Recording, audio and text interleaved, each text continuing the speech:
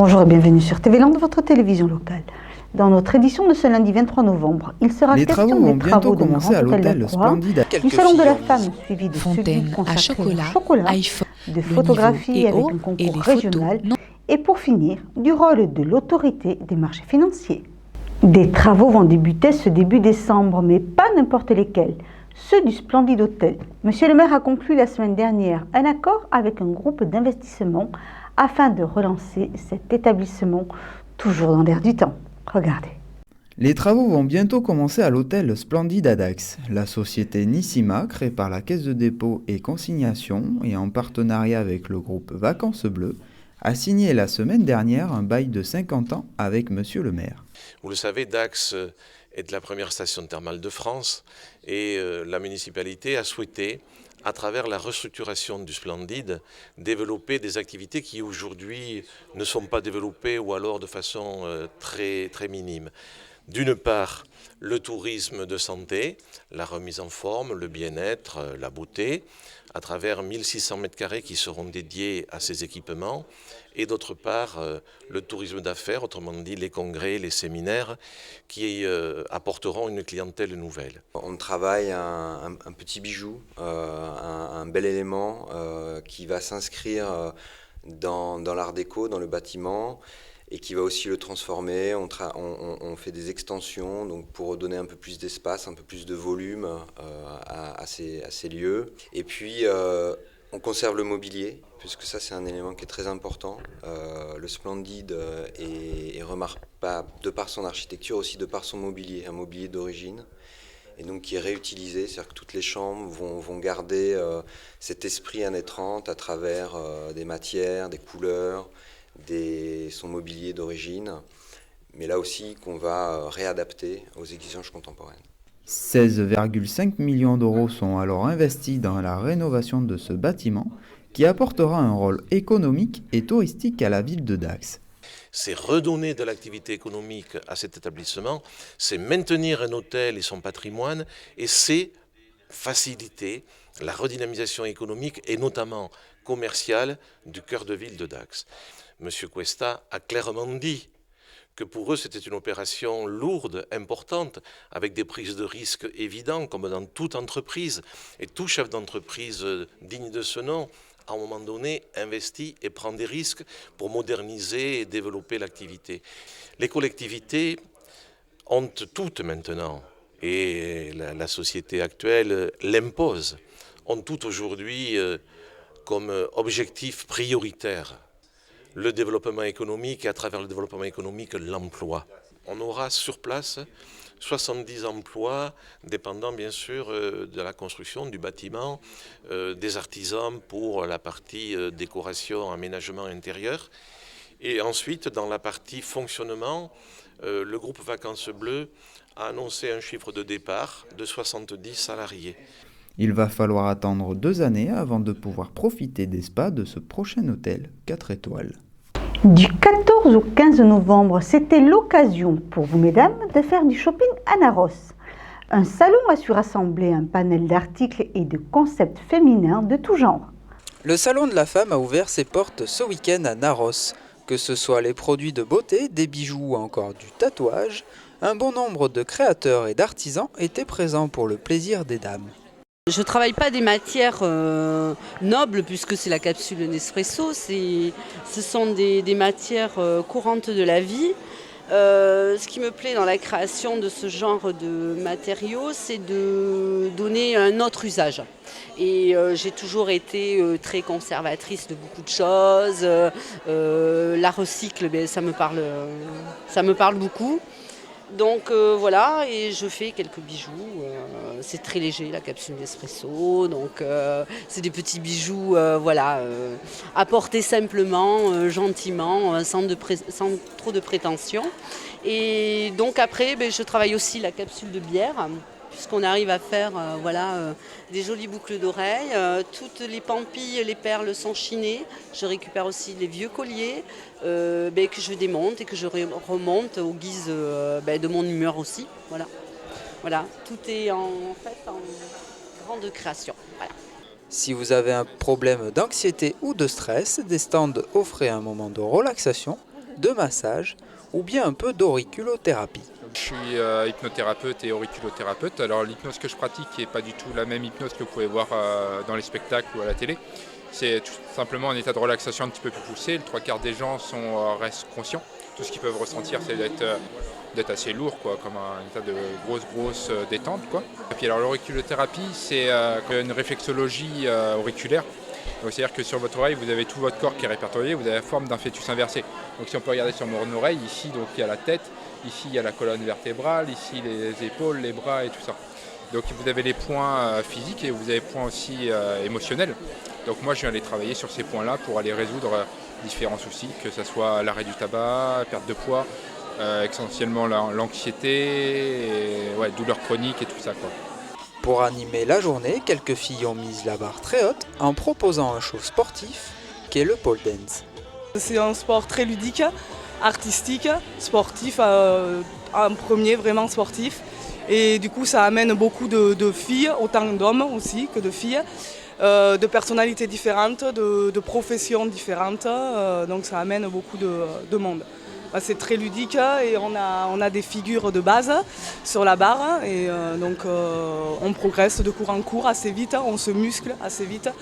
Donc voilà, c'est très euphorisant et ça amène un monde de fou. Voilà.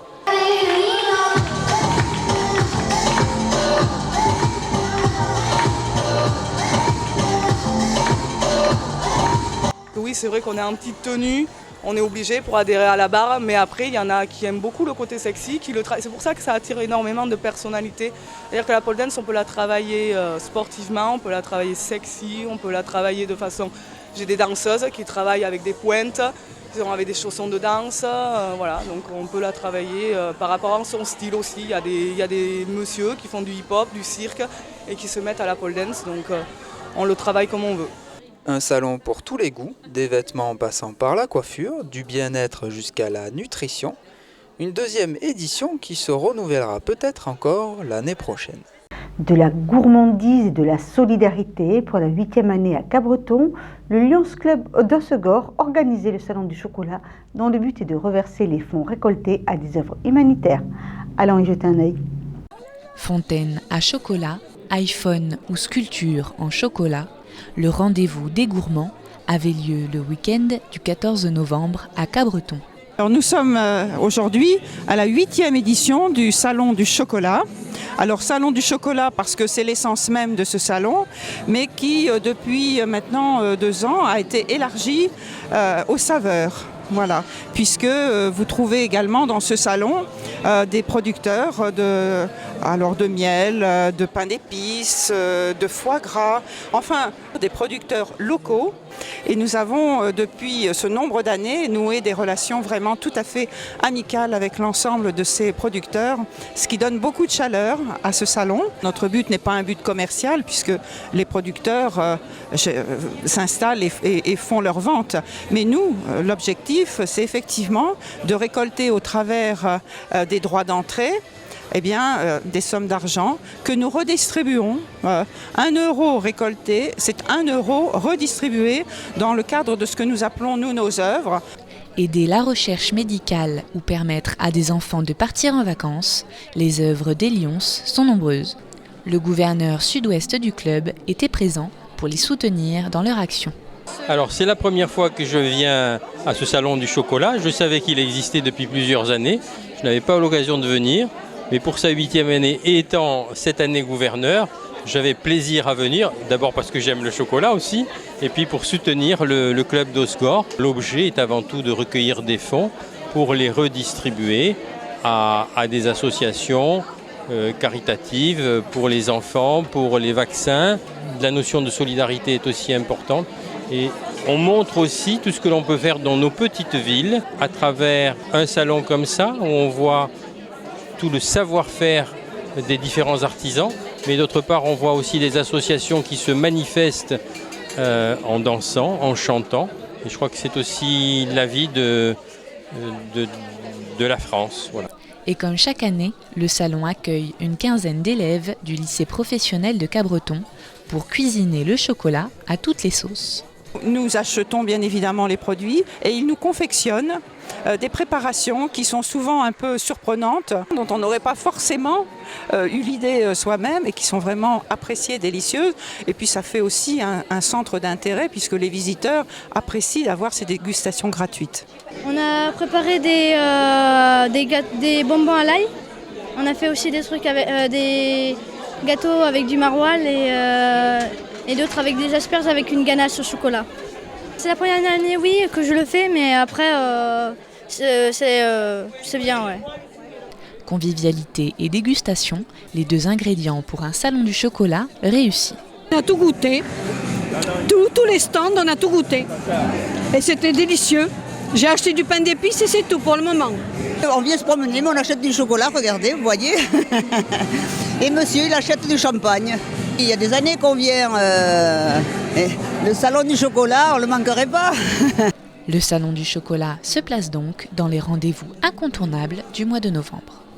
La Fédération de photographes de France regroupe actuellement 500 clubs photo, environ 10 000 adhérents. Des amateurs d'art et de recherche qui se confrontent lors de concours photo. Le week-end dernier, la compétition était régionale et se déroulait à Tarnos. Regroupant 42 clubs, soit plus de 600 membres, la Fédération photographique d'Aquitaine était présente ce week-end pour le concours d'auteur et le concours nature amateur qu'organisait le club de Tarnos. La photographie nature, c'est une photographie d'éléments naturels dans leur contexte, dans lequel l'homme n'intervient pas. Alors, ça, c'est le premier volet, c'est la photographie nature. Deuxième volet, nous avons hier et aujourd'hui, les concours d'auteur. C'est-à-dire qu'on ne va pas juger une photographie par rapport à une autre photographie, mais on va juger le travail d'un auteur par rapport au travail d'un autre auteur.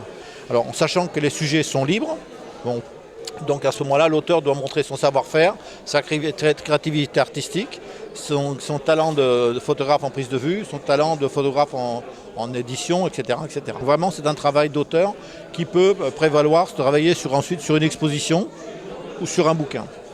Les meilleures séries d'auteurs régionales concourront en national. Le niveau est haut et les photos nombreuses. Tout a été montré, tout a été discuté hier après-midi. Hier, on a eu un premier tour, hier matin, en photo nature qui a commencé à 9h30. Qui s'est arrêté pour déjeuner, qui a recommencé à 2h, parce que les trois juges ont vu 400 photos chacun à peu près. Et ensuite, nous avons eu les images projetées nature, donc sur un écran. Au niveau prix d'auteur, je ne sais pas, il a dû y avoir à peu près 25 prix d'auteur sur une base de 250 photos au niveau des prix d'auteur. Et puis au niveau, je pense qu'il y a dû y avoir 400 photos non images projetées. Alors en images projetées, il y en avait 330, donc vous faites au total, on a dû voir hier en tout plus de 1000 photos, quoi.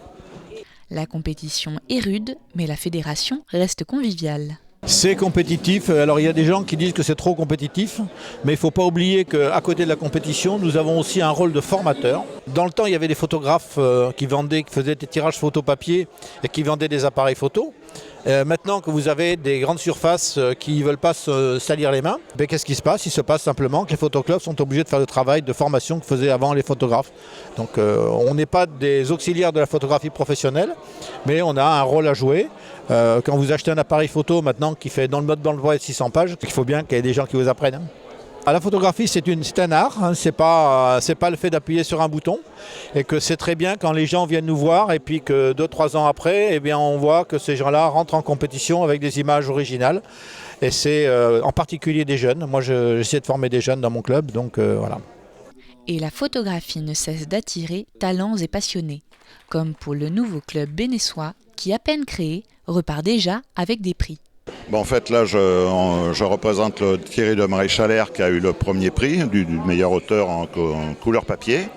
Et puis Henri Pedonnier qui a fait deuxième en IP.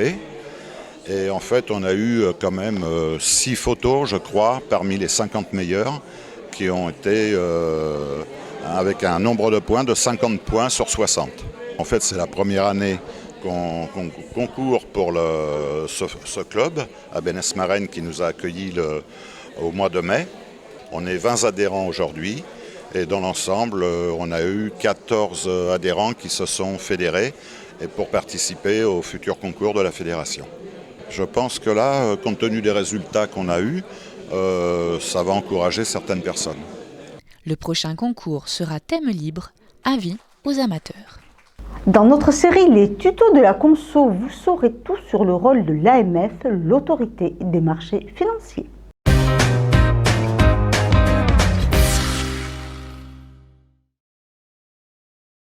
Épargnant, que fait l'AMF pour vous? L'autorité des marchés financiers, l'AMF, veille à la protection de l'épargnant. C'est une autorité publique indépendante et autonome financièrement. Elle régule, c'est-à-dire autorise et contrôle, les acteurs, les opérations et les produits d'investissement de la place financière.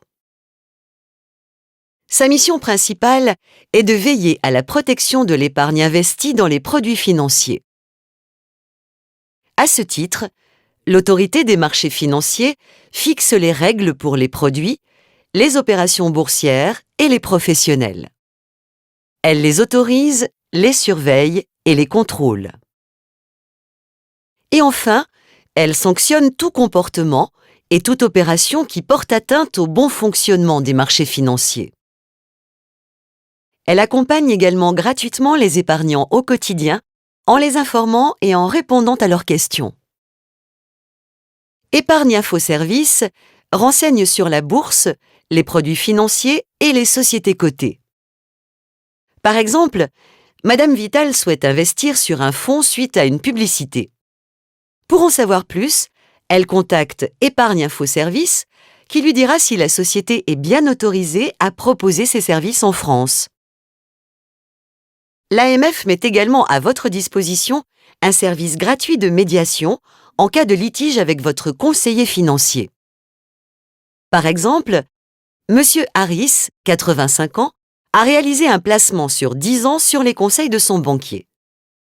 Finalement, il constate que le produit s'avère inadapté à sa situation. Il estime avoir été mal informé et mal conseillé.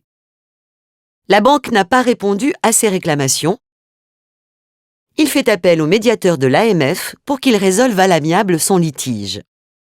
C'est ainsi que l'autorité des marchés financiers se mobilise aux côtés des épargnants pour les protéger et les informer.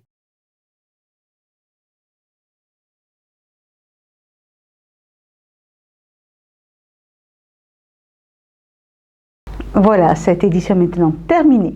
Je vous remercie de nous avoir suivis. Je vous souhaite, en attendant de vous retrouver mercredi pour un nouveau journal de TV Land de votre télévision locale, de passer une excellente journée.